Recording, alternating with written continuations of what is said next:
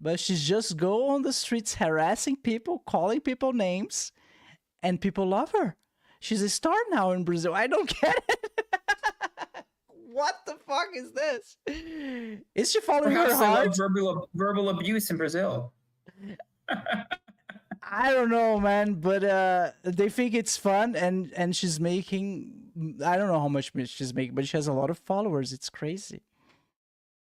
I don't know. The word is a little bit crazy. So, Peter, have you ever, during any of those downloads, did you ever talk to the angels again? Did you had any type of interactions? Oh yeah, I talk to them all the time. Yeah. You know, yes, and they're the ones I believe that are giving me these downloads that I call there, because they always have been and always will be the messengers of God. So they are the ones that are transferring it to me. It's it's become a part of my life. It really has. Do they have names? Yes, angels have names. Whether or not they tell you their names, to them they consider themselves to be part of a whole. Okay, so yes, they have names. Yes, they have purposes, but they won't necessarily tell you their names unless you become personal and interact with them on a daily basis. Yeah. Those two, right? You mostly talk with the same two all the time. With me, it's more as I'm interacting with many. Okay, so I was, in a way, it's sort of like they're standing in queue on the other side waiting to talk to me. Sometimes it gets because I can feel the presence and it feels different. It's still, I know from beneficial. It's still from the other side, but there are differences in the feelings. Some are very powerful. Some are very loving. Some are more erratic, but I can still feel it. Yeah.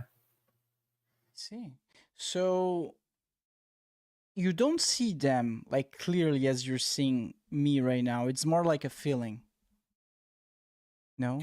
Well, do you know what a Russian nesting doll is? It's a toy for children. It's one doll inside of another doll inside of another doll. And they all fit neatly inside each other. Okay. But it gets bigger and bigger and bigger. Yeah. Okay. You understand the concept? That's the best way I can understand how we could interact with them or how this world is next to them is we are existing in that one plane of existence in one of the dolls, but yet right next to us is where they are. And we can't see them necessarily, but we can interact with them. And they're there. They exist right next to us. I guarantee you there's angels and demons within 50 yards of you right now. You just can't see it or interact with it. Got it. Oof. Man, that's so interesting because as far as I understand, science has proof that there are other dimensions out there, right?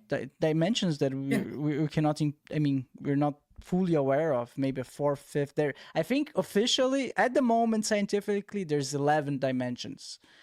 How possible do you think those angels are maybe people from all those other beings from those other dimensions?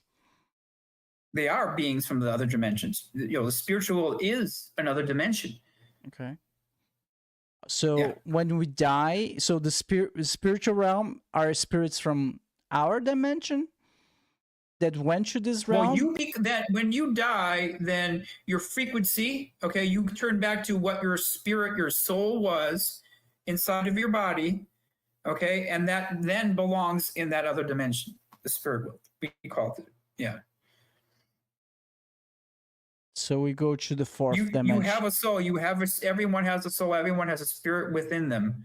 Well, there are a few politicians I might question, but for the most part.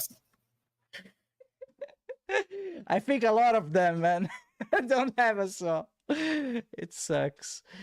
I'm sorry. That's extremely interesting, right? Because I don't have those downloads. I hear stories, right? As I mentioned, I had other guests who also had near-death experience, and I'm extremely interested by it.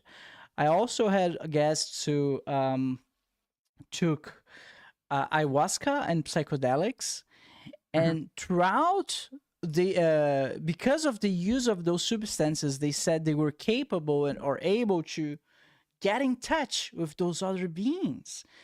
When it comes to DMT, ayahuasca, specifically, some of them report that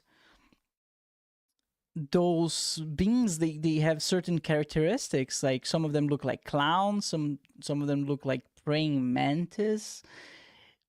I don't have a feeling that this is the same dimension that we're talking about right now. Is it? What do you have to say about that?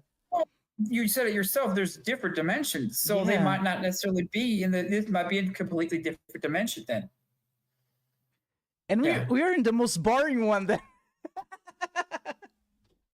This is, I think of this as a proving grounds. Okay.